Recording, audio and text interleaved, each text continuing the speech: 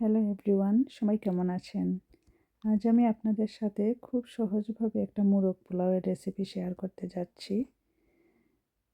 খুবই ঘরে থাকা সামান্য উপকরণ দিয়েই এটা করা যাবে। তো মোরগ পোলাওয়ের জন্য আমি বাসমতি চাল আজকে নিয়েছি। তো বাসমতি চালটাকে আমি ধুয়ে পানি ঝরানোর জন্য রেখে দিলাম। আর আমি চিকেন নিলাম এখানে।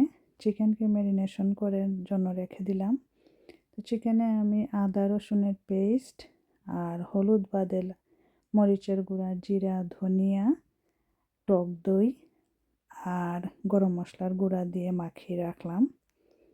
আর এখানে আমি আস্ত গরম মশলার মাঝে তেজপাতা, দারচিনি, এলাচ, স্টার এনিস আর কি বলে লং আর 2টা বড় এলাচ নিয়েছি। তো প্রথমে তেলে আমি পেঁয়াজটা ভেজে নিয়ে গরম মশলার ফোড়ন দিয়ে তাতে পেঁয়াজটা ভেজে নিয়ে চিকেনটা দিয়ে নিলাম। আর চিকেন ম্যারিনেশনে আমি অলরেডি লবণ দিয়েছি। তো চিকেনটাকে আমি এখানে প্রায় 80%-এর মতো কুক করব। আর 80%-এর মতো কুক করার পর আমি মশলা থেকে চিকেনের পিসগুলোকে তুলে রেখে দিব,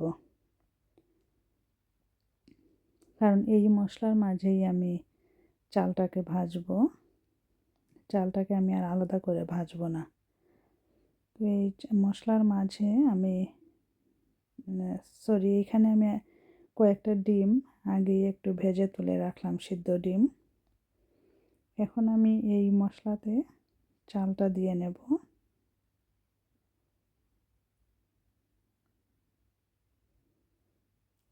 চালটা দেওয়ার পর আমি খুব আলতোভাবে মশলার মাঝে চালটাকে কিছুটা সময় নিয়ে ভাজবো। খুব বেশি ভাজতে হবে না, পোলাওর মতো ভাজতে হবে না, কারণ বেশি নাড়াচাড়া করলে আবার চালটা ভেঙে যাবে। তো কিছু সময় ভেজে নিয়ে চালটাতে আমি একদম ফুটন্ত গরম পানি দিয়ে দিলাম। আর এই পানি আমি যতটা অ্যামাউন্ট চাল নিয়েছি, ধরেন আপনি যদি 4 পট চাল নেন তাহলে পানি হবে 8 পট, মানে ডাবল হবে আর কি।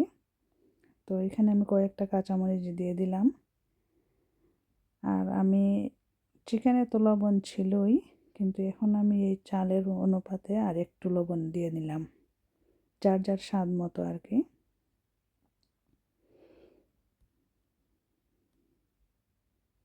তো কিছুটা সময় কুক হওয়ার পর যখন এই ধরনের গা মাখা হয়ে আসবে, তখন আমি চিকেনটা উপরে বিছিয়ে দেব আর ডিমটাও বিছিয়ে দেব। দেওয়ার পর আমি ঢাকনা দিয়ে দমে রাখবো পোলাওটা। আর আমি আমার এই চিকেন মোরগ পোলাওটাকে তাওয়ার উপরে রাখলাম, কারণ না হলে তলে মানে পুড়া লেগে যেতে পারে। তো তাওয়ার উপরে বসিয়ে রেখে আমি একটা টাওয়েল দিয়ে ঘুরে রেখেছিলাম, টি টাওয়েল দিয়ে, প্রায় 20 মিনিটসের মতো। দেখুন এখন কেমন সুন্দর হয়ে গেছে। আমার মোরগ পোলাওটা একদম রেডি।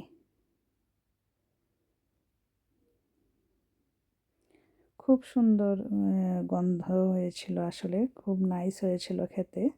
আর বেশি কিছু দেওয়াও লাগে না, বেশি অনেক ধরনের মশলাপাতিও লাগে না।